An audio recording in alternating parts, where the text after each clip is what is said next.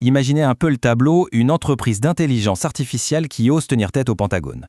Et une juge qui, en plein tribunal, qualifie la logique du gouvernement d'orwellienne. C'est l'histoire d'un affrontement spectaculaire, un bras de fer qui pourrait bien redéfinir toutes les règles du jeu entre le monde de la tech et l'État.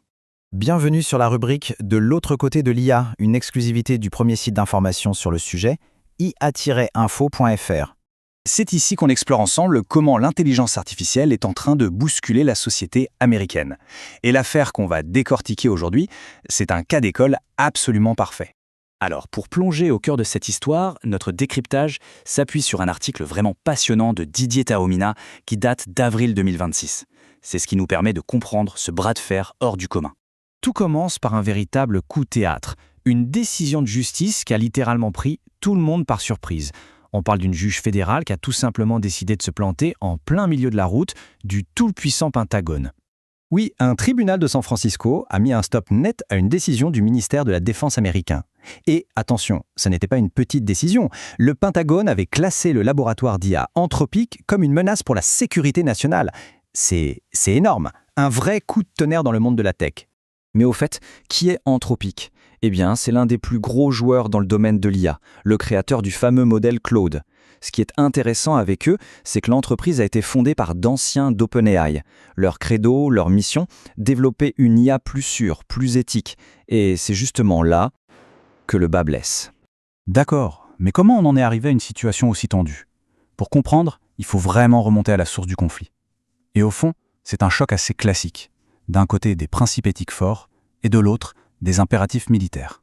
Et là, c'est vraiment le jour et la nuit. Le fossé entre les deux visions est total. D'un côté, on a Anthropic qui dit « Stop, il y a des lignes rouges à ne pas franchir, notre IA servira jamais pour la surveillance de masse ou pour des armes autonomes. » Et de l'autre côté, on a le Pentagone qui rétorque qu'il lui faut un accès quasi total, sans trop de contraintes pour ses besoins opérationnels. Ce sont vraiment deux mondes qui s'affrontent.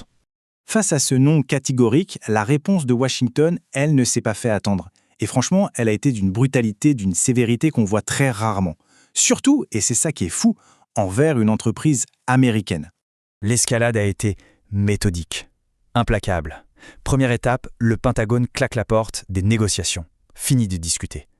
Ensuite, on passe à la vitesse supérieure.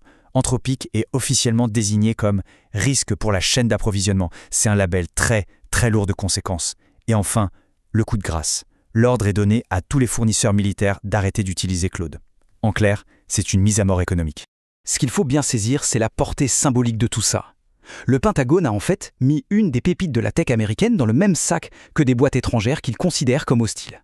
Pour que l'image soit claire, c'est un peu comme si on l'a traité comme le géant chinois Huawei. L'accusation est d'une violence inouïe. Mais Anthropic ne s'est pas laissé faire. Loin de là. Ils ont porté l'affaire devant les tribunaux. Et c'est là que le match a basculé, notamment grâce aux mots très forts de la juge qui a parlé d'une tentative de paralyser l'entreprise. Devant la cour, la défense d'Anthropic était limpide. Premier point, le gouvernement abuse de son pouvoir. Deuxième point, il punit l'entreprise juste parce qu'elle a osé exprimer une opinion. Et puis bien sûr, les conséquences économiques sont désastreuses avec un risque de perdre des milliards de dollars. Alors là, attention. Cette phrase, prononcée par la juge Rita F. Lynn en pleine audience, elle est juste incroyable. Je ne sais pas s'il s'agit d'un meurtre, mais cela ressemble à une tentative de paralyser Anthropic. Entendre une franchise pareille, c'est rarissime. Ça montre bien à quel point l'action du gouvernement a été perçue comme une agression totalement démesurée. Et ce n'est pas tout. Dans sa décision finale, elle va encore plus loin. Elle qualifie la logique du Pentagone d'orwellienne. Pensez-y, qualifier une entreprise de menace à la sécurité nationale juste parce qu'elle n'est pas d'accord. Le mot est fort, mais il frappe juste. Bon, il y a une petite nuance juridique importante à comprendre. La décision de la juge, elle protège Anthropic. En gros, elle interdit au gouvernement de lui taper dessus avec d'autres sanctions. Par contre, ça ne force pas le Pentagone à devenir client. Le gouvernement reste totalement libre de choisir avec qui il travaille. Maintenant, prenons un peu de recul. Parce que cette affaire, ses conséquences vont bien au-delà des frontières américaines. Ce qui s'est joué là, à San Francisco, ça a des répercussions mondiales. Partout dans le monde, tous les labos d'IA, que ce soit en Europe ou en Asie, ont les yeux rivés sur ce procès. Pourquoi ? Parce que ça envoie un signal hyper puissant. Oui, il est possible de défendre des principes éthiques face à la pression d'un État, et la justice peut donner raison.